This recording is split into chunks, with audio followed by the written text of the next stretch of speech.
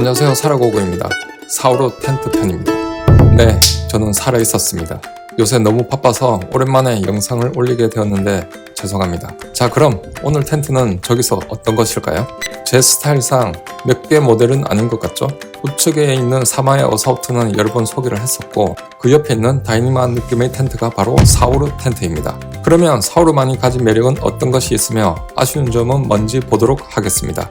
참고로 이 텐트는 백패커 애니팡님께서 빌려주셨고 덕분에 사용할 수 있어서 감사드립니다.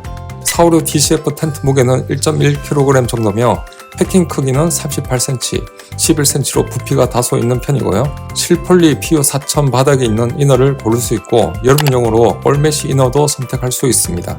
참, 가격은 575파운드로 원화로는 93만원 정도인데 현재 공홈에서 10% 할인 중이더라고요. 이유는 모르지만 나름 있겠죠. 참고로 국제 배송비는 12파운드입니다. 주문 후 제작 기간은 5에서 6주가량 걸리는 편입니다. 특이한 점은 폴 체결 시스템을 두 가지 버전에서 선택할 수 있는데 기존에 있던 슬리브 방식과 새로 나온 클립형 슬리브 방식 중에서 본인이 편하다고 생각하는 걸로 고를 수 있으니 참고하시면 되겠습니다. 저는 사용 경험상 이 텐트의 슬리브 구조를 볼 때 새로 나온 방식이 더 편하게 설치가 될 것 같더군요. 그리고 색상은 두 가지로 파란색과 카모 중에 선택할 수가 있습니다. 네, 그러면 텐트 피칭을 해보겠습니다. 지금 보시는 버전은 0.8온스 DCF 모델이며 이너는 솔리드 패브릭으로 사계절 가능한 스타일입니다. 폴대는 텐트 목적을 볼 때 아쉽게도 카본 폴대가 아닌 패드라이트 모델로 무게적인 측면에서는 다소 손해가 될 수도 있긴 하죠. 폴의 무게는 359g 정도 나오고 두 개 구성으로 길이가 제법 긴 편입니다. 보시는 이너는 솔리드 패브릭 버전으로 사계절 사용이 가능하지만 부피와 무게적인 측면에서는 올메시보다는 다소 증가하긴 하고요. 그렇다고 많이 아쉽지는 않죠. DCF 플라이의 면적은 생각보다 큰 편으로 그만큼 텐트의 폭과 길이가 여유있는 스타일이라고 보면 됩니다. 그리고 특이한 점은 벤티를 위한 파이버가 달려있더군요. 슬리브 삽입 방식으로 폭과 두께도 적당하며 중간에 크로스되는 부분은 보시는 바와 같고 한쪽 끝이 막혀있는 구조입니다. 폴이 들어가는 과정에서 답답함은 없지만 아무래도 길이 자체가 길다 보니까 한 번에 끝까지 삽입은 제한이 되므로 반대쪽으로 이동하면서 보정을 해줘야 합니다. 그리고 두 번째 폴이 크로스되는 지점에서는 잡아주면서 마무리를 하면 되겠죠. 이어서 양쪽 폴을 세우면서 자립을 시키고 아일렛에 꽂아주면 기본 형태가 나오게 됩니다. 하지만 아직 뭔가 엉성하고 텐트각이 안 나오죠. 아일렛에 있는 스트링을 당겨서 텐션을 강하게 주면 제대로 모양이 나옵니다.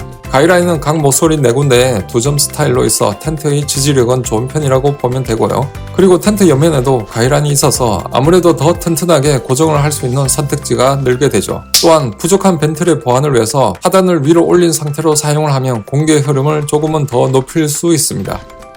그리고 정면의 벤티를 확보하기 위해서는 보시는 것처럼 파이버를 세워서 벨크로에 고정시키고 상부의 지프를 열어줘야 하는데 오랜만에 경량 텐트에서 이런 스타일을 느끼게 되니 새롭긴 했습니다. 추리문 지퍼는 스무스한 편이지만 덮고 있는 스킨과 찍찍이로 인해 두 손을 사용하면서 열어야 하는데 아마 성질 급한 사람은 찢어보실 수도. 여튼 지퍼는 전체 개방이 되지는 않지만 그렇다고 개방감에서 단점은 없으니 참고하면 되겠습니다. 왜냐하면 잘 말아서 고정을 해주면 되거든요.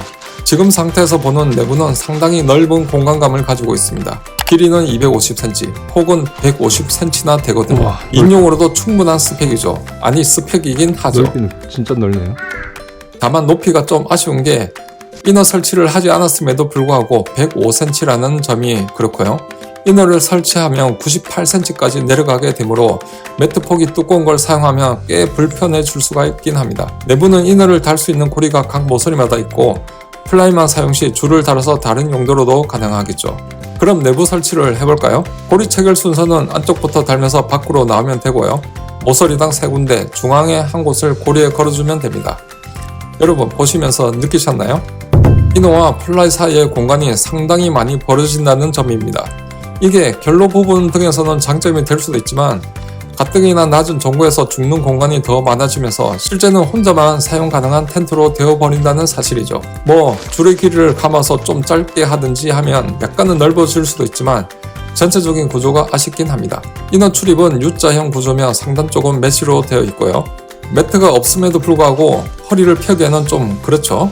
누워서 보는 실내의 모습은 1인용에 특화된 공간 정도라고 보면 되고요. 수납 포켓은 1개가 있습니다. 이런 텐트에서 생활하기 위해서는 지금 같은 자세로 지내보시는 것도 추천드립니다. 사실 장비가 부족하더라도 몸이 적응하면 되긴 하거든요. 인스타그램은 사라고고기어입니다. 백패킹, 캠핑, 하이킹 등 다양한 소개를 하고 있습니다. 구독 및 좋아요 부탁드리겠습니다. 네, 그럼 필드로 가보겠습니다. 박지는 1000m 높이의 데크고 해가 넘어가는 시간이라 바람은 없는 환경이었습니다. 출입문을 돌돌 마른 상태로 놔뒀더니 폴 삽입이 되지 않아서 다시 풀고 진행을 했습니다. 전체적으로 폴 삽입 동선이 늘어나는 특징이 있더군요. 여러 텐트가 밀착되다 보니까 폴이 길어서 그런지 설치 시 약간 신경이 쓰이더라고요. 마지막으로 양쪽 스트링까지 당겨주고 완성을 한 모습입니다. 매트는 전고를 고려해서 조르숏을 챙겼고요. 하지만 오늘은 실패한 조합이 될 예정입니다. 나중에 설명을 해드릴게요. 침낭은 이지스맥스의 윈드하드 틴트로 필터형이고 컴포트 7도, 리미트 2도 스펙의 무게는 440g 정도입니다. 원래는 긴 매트를 이용해서 침낭 전체를 감싸줘야 하는데 숏매트라서 발 부분은 아무래도 침낭과 합체가 되지 않는다는 사실입니다. 자칫하다가는 잠을 설칠 수가 있거든요. 내부 길이는 220cm고 폭은 80cm입니다. 다이내마 텐트라서 비치긴 하지만 내부 이너에 의해 거의 막아준다고 보면 되죠. 이 텐트의 가장 큰 장점은 전실이 넓다는 사실로 폭 55cm의 긴 전실이 확보가 되어서 문을 닫고도 내부에서 활용하기 좋다는 점입니다. 그리고 환기를 위해서는 상부의 지퍼를 어느 정도 개방해주면 되겠죠. 필요하다면 더 많이 열어서 지내도 되긴 하고요. 그럼 벤트를 위한 파이퍼 등이 의미가 없어지긴 하겠네요. 적당한 선에서 타입을 하시면 될 것 같습니다. 침낭에 들어가서 이렇게 보고 있으니 가장 큰 장점이라고 했던 넓은 전실이 실은 이너 공간을 내어주고 만든 셈이네요. 아마 힐리베르그 우나 텐트를 사용해 보셨다면 아실 테지만 다소 아쉽다고 느낀 전실을 이렇게 변형을 한 거라고 이해하면 될 것 같습니다. 그래도 저 같은 경우는 혼자 지내기에는 충분한 내부 구조라는 생각이 들더군요. 더 열악한 텐트도 그동안 많았거든요. 자, 날이 밝았습니다. 옷용 옷을 얇게 가져온 것도 있었지만 필드 침낭과 조르숏의 조합이 지금처럼 온도가 내려가는 경우는 안 맞더군요. 컴포트까지 내려가니까 발목 아래쪽이 추웠습니다. 제가 몸빵을 했으니 여러분은 참고만 하시면 될 것 같습니다. 하지만 상의는 자는데도 충분한 구성이었고요. 아침에 다시 보니 확실히 전실이 넓게 느껴지는 효과가 있긴 해서 괜찮은 것 같습니다. 물론 생각하기 나름이겠지만요. 이 공간을 제대로 활용 못하고 낭비를 하는 느낌이 들어서 마음이 아프다고 해야 하나요? 더 넓게 사용하도록 제작을 했었어도 될 것 같다는 생각이 볼 때마다 들었습니다. 출입문 오픈은 힐리베르그 우나르 열 때랑 거의 같았는데 저 구석까지 손을 뻗어서 열어줘야 하죠. 진짜 거의 똑같은 길이와 위치라고 보면 됩니다. 이건 아마 해본 사람은 아실 겁니다.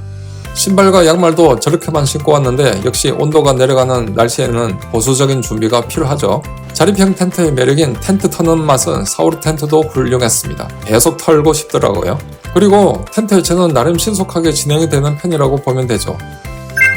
네, 다시 정리를 하자면 아직 국내에 몇 동 안 되는 희소성이라는 매력은 확실히 있고요.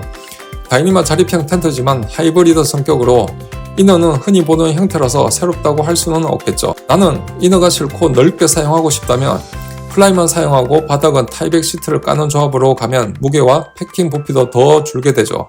아마 이 텐트는 이 방식으로 사용하는 게 가장 효과적이고 실용적이지 않을까 생각이 듭니다. 그러면 나름 정보도 높아지는 효과도 있으니 가장 큰 단점을 커버하게 되는 거죠. 그게 가장 좋은 선택이 되지 않을까 생각을 해보게 됩니다.